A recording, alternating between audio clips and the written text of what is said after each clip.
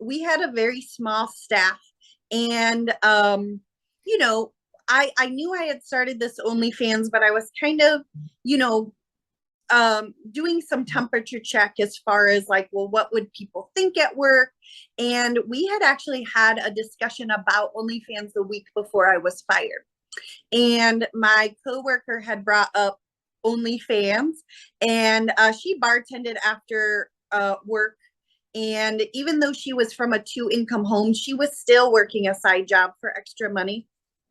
And she was making some jokes about OnlyFans, starting an OnlyFans, and wanting her husband to start it first because gay men would be into him.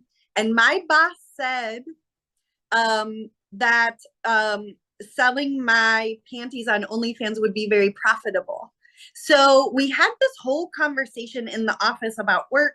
I really didn't think OnlyFans was going to be that big of a deal because here we are joking about it, and we had a pretty liberal and honest team. It was just three of us in the office at the time.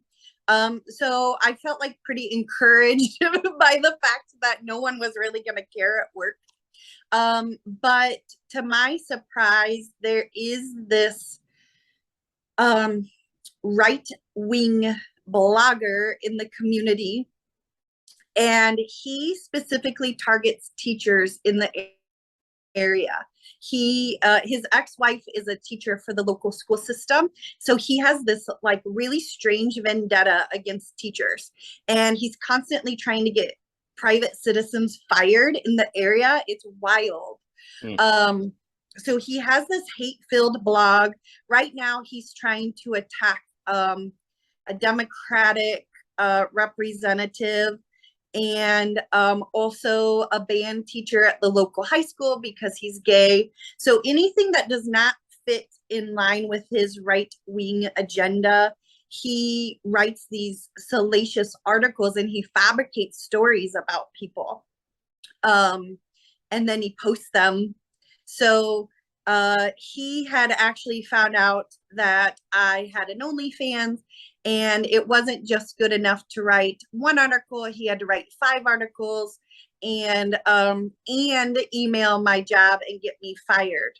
My boss actually cried the day I got fired. So I don't believe that my boss would have fired me, but his boss got a hold of it. And instead of looking at the blog and seeing that this man uses Facebook as a platform to bully people, and continues to, they just got scared and decided to fire me within 24 hours. Wow. I started that program. I was a favorite teacher there. And I recently ran into a parent, actually a couple days ago, whose daughter came to a summer camp this summer, and she was very upset and very supportive of me, and could not believe what I've been dragged through.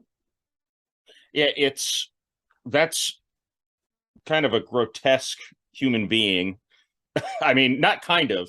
That is like the most vile creature out there, in my humble opinion, are people who just spend, and it's on all ends of the political spectrum, but they spend their entire life and all they want to do is ruin other people's lives. Not make anyone's life better. It's just ruin.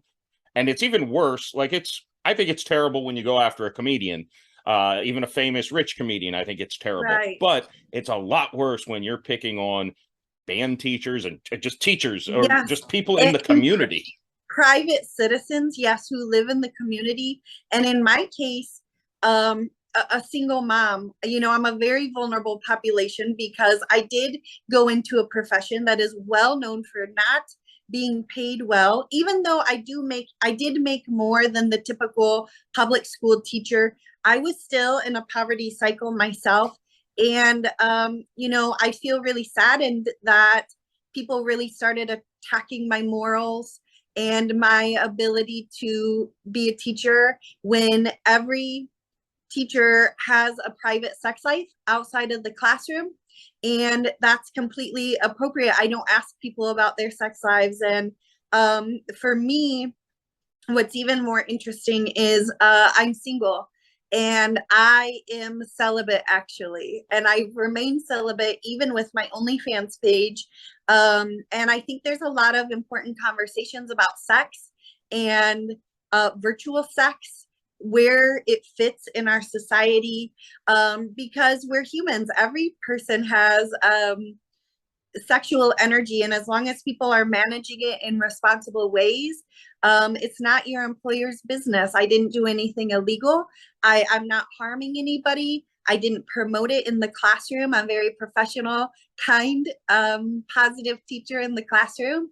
And I think that it's important for me to kind of be brave and step out and talk about this openly, because I feel like a lot of people have these misconceptions about OnlyFans that aren't necessarily true, or misconceptions about me that aren't necessarily true.